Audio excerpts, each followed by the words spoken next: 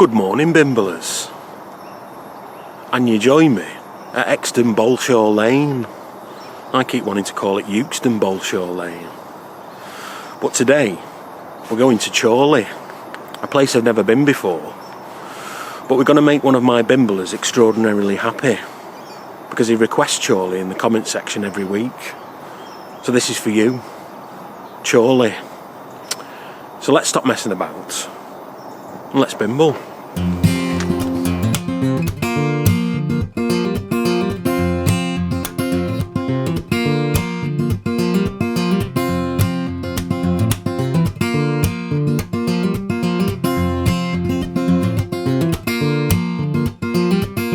Maybe it didn't work at the time, maybe it never did.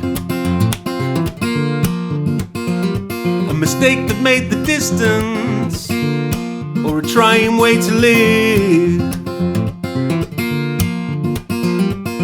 Maybe it's the time that you grabbed at my arms and electricity flowed from my shoulders to palms in a white hot glow, leaving white cold scars left bare and unshown just to prove they were ours. Maybe it worked, maybe it never did, maybe it never was quite like how it is.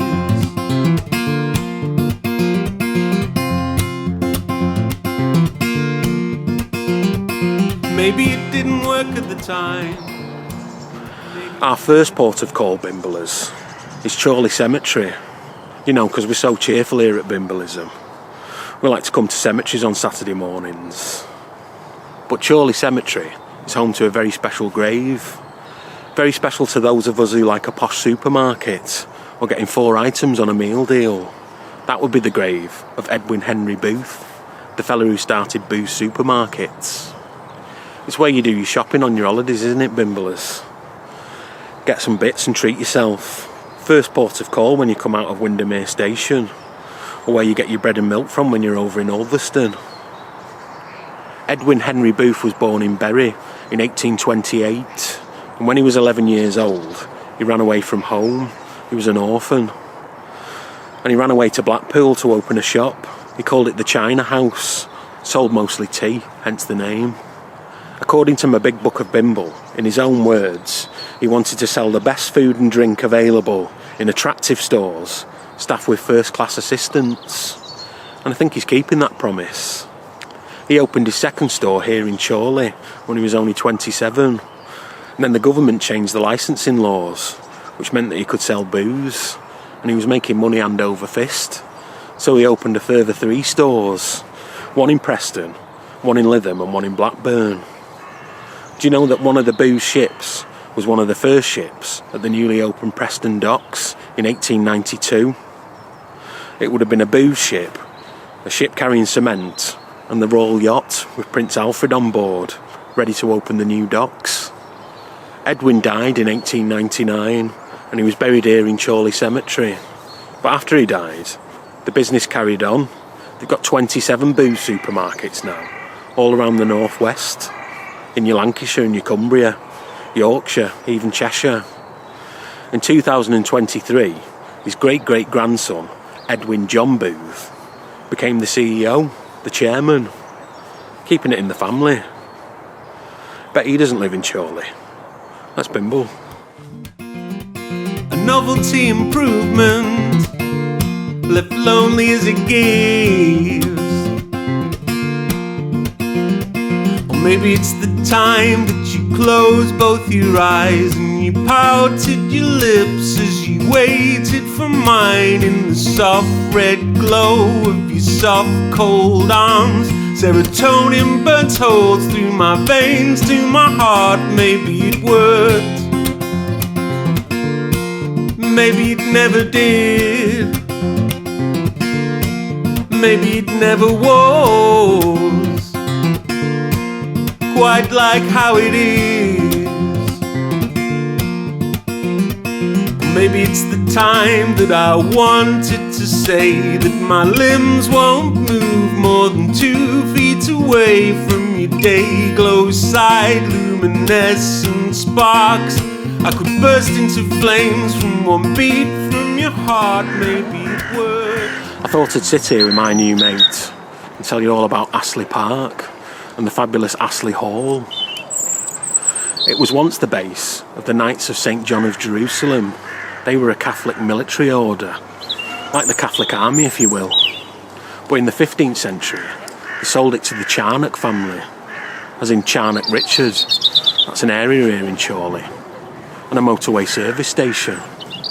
I once watched an episode of Sooty where they stopped off at Charnock Richard on the way to Camelot theme park. They had sausage and chips, it looked very nice. It was a fella called Richard Charnock that lived here at Astley Hall, hence Charnock Richard. But it was a Margaret Charnock who married a fella called Richard Brooke from Mere in Cheshire, just near Knutsford, who had the big posh hall built. In 1857, they sold the hall to Reginald Arthur Tatton, as in Tatton Hall, also near Knutsford. It's like a bit of a Cheshire enclave here in Lancashire. He very kindly donated the hall to Chorley Borough Council just after the First World War, as a sort of war memorial.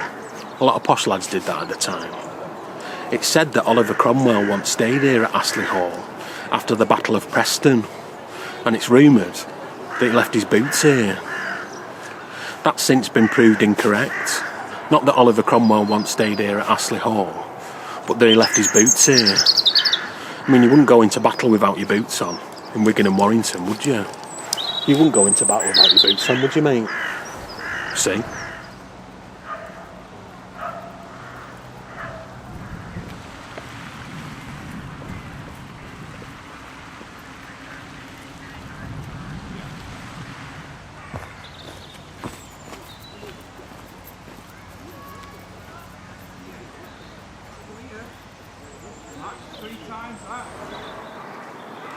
Being that we're in Astley Park, I thought it would be remiss of me if we didn't visit the River Chor, which I thought was where Chorley got its name from. You see, the last part of that name, Chorley, Lee, is Anglo-Saxon meaning woodland clearing. That's where you get Burnley from. And you also get Lee in Lancashire, that means woodland clearing. And I was right about that bit, but it's the Chor bit. The River Chor is actually named after Chorley. And the Chor bit of the name also comes from Anglo-Saxon, but it means peasant. So it's actually peasant's clearing. Nothing to do with the river. I'm sorry to break that to you, Bimblers. But the River Chor flows into a reservoir, and when it comes out of that reservoir, it's the River Yarrow. And the River Yarrow goes all the way to Croston, where it meets up with the River Douglas. And the River Douglas meets up with the River Ribble. And the River Ribble meets up with the Irish Sea, just by Leven St Anne's. Anyway, Bimblers, it's time to go and visit a church. I'm getting withdrawal symptoms. Let's bimble. Maybe it never did. Maybe it never was quite like how it is. Maybe it worked. Maybe it never did. Maybe it never was quite like how it is. And I quite like how it is.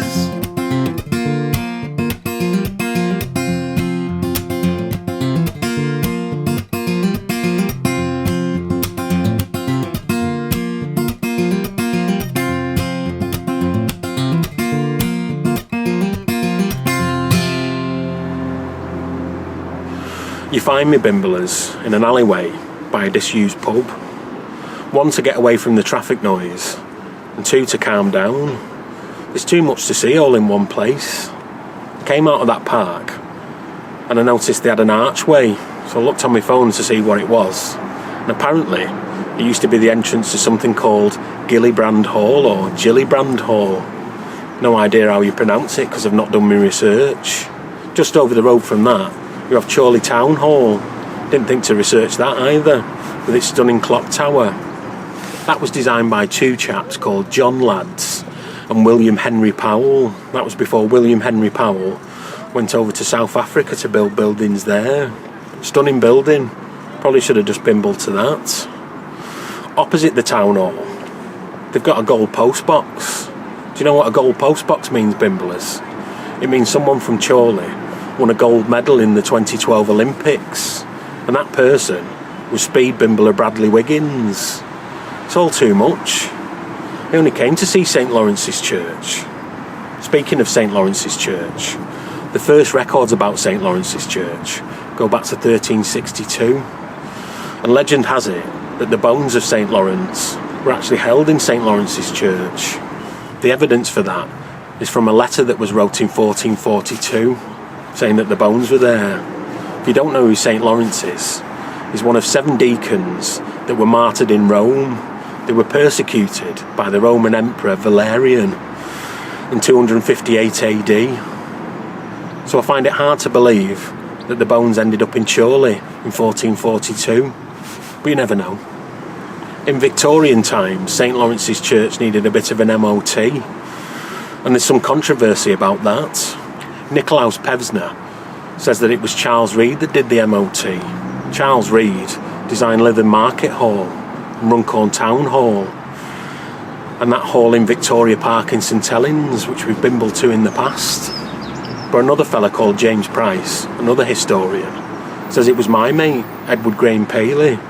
He did up St Lawrence's Church here in Chorley. I guess we'll never know. Just round the back of the church, there's an old disused pub, which is where we're sat right now. It's called the Swan with 2 Necks. My avid Bimblers might remember that we visited a pub called the Swan with 2 Nicks near Dunham Massey in Altrincham. The story behind that is that the royal family have the right to own any swan in the UK that's unmarked. And that's quite a big job, marking all those swans, to have for yourself.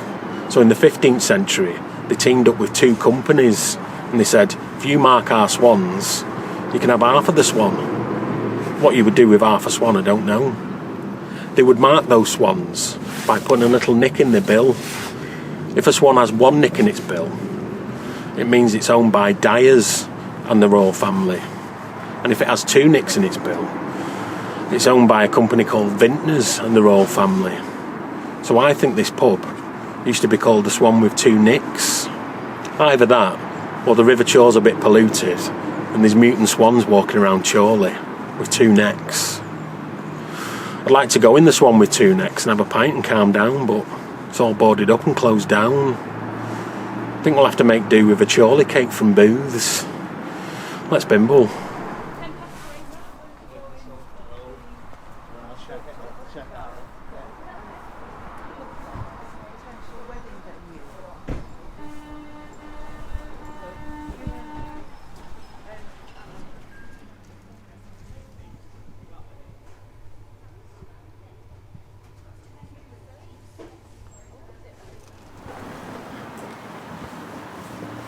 They've sold out, Bimblers. Booths don't have any Chorley cakes, they only had Eccles cakes. We're on the hunt. You would think they would have some in Chorley Market, wouldn't you? Let's have a look.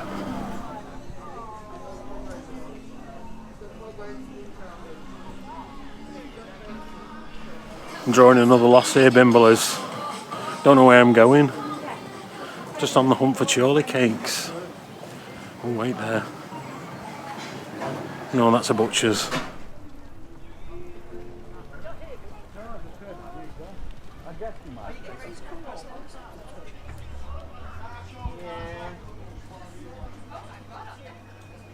I've got to go and get cash out, Bimblers. They only take cash. I've got £1.50 on me. And they're £2.95 for a packet of them. Putting the work in for your ear, Bimblers.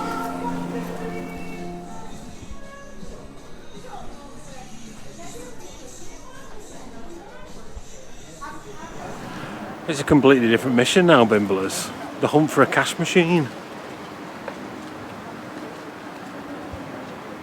I don't think they have them anymore.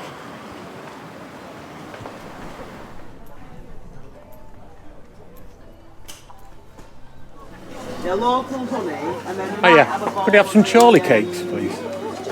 Just one, yeah. The ones behind. Yeah. £2.95 they are. Thank you. That's endorsed by Lindsay Oil apparently. Oh, lovely. Yes, please. Yeah. Suitable for vegetarians as well. I've got enough money, but I should have. Oh, are they? Yeah, just a couple of spoonfuls will be fine. Thank you very much.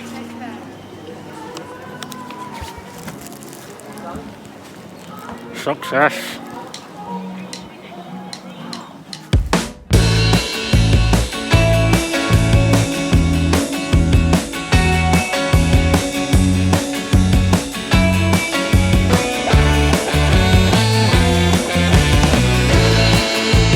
Minimal forces that grew magnetically brought me to you. Visions that cut through the cold to my heart. Feelings of warmth now resume. Feeling that coming from you.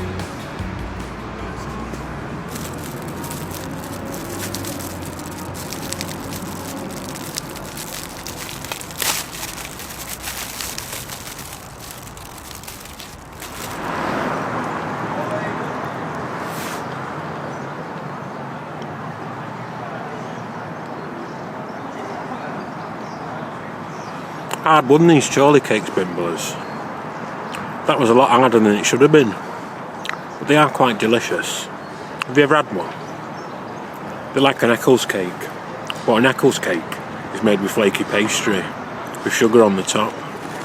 And a Chorley cake is short crust pastry, sans sugar. Shouldn't really talk with my mouthful, should I? I didn't know it, but there's another two variants of an Eccles cake stroke Chorley cake. You have a Blackburn cake. That's apparently made with stewed apples. We're going to have to try that one as well, Bimblers. And you have something called sad cake, which is a lot like a Chorley cake, made with short crust pastry. But it's a lot bigger, about 12 inches in diameter. Doesn't sound very sad at all. Sounds delicious. My dad used to call these types of cakes fly pie. Not sure whether that's a St Helens thing or just a Gallimore family thing. But where am I eating these Chorley cakes? Well, I'm in the grounds of St George's Church here in Chorley. St George's Church here in Chorley is what you call a Waterloo church or a commissioner's church, made with money put aside by the government of the day after we won the Battle of Waterloo, to celebrate. In the case of St George's Church, it was a grant for £12,387, which if we adjust for inflation, is about £1.2 million. A dear do. Nearly as dear as these Chorley cakes. They weren't dear really. £2.95. Well worth it. St George's was designed by a fella called Thomas Rickman, who we've mentioned before on the channel when we went to Glasson Dock. You see, he had an apprentice called Edmund Sharp. And Edmund Sharp went into business with Edward Graham Paley, one of my favourites.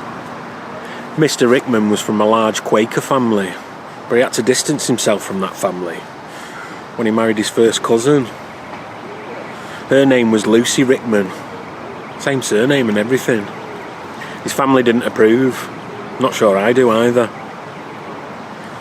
But luckily, he had a further 2 marriages, and it was in his last marriage that he had a son called Thomas Miller Rickman. He was an architect as well.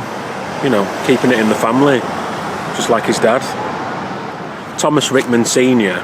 did some work on that castle in Abergele, the one on the hill. And he also built St George's Church in Everton and St Peter's Church in Preston. That's sort of an art centre now. I went to watch something there once. He also designed the church next door to Birkenhead Priory, with a spire that you can climb up and see stunning views of Liverpool. I'm going to have to climb some spires to work off these Chorley cakes. I've had to eat 3 because filming's hard work, innit?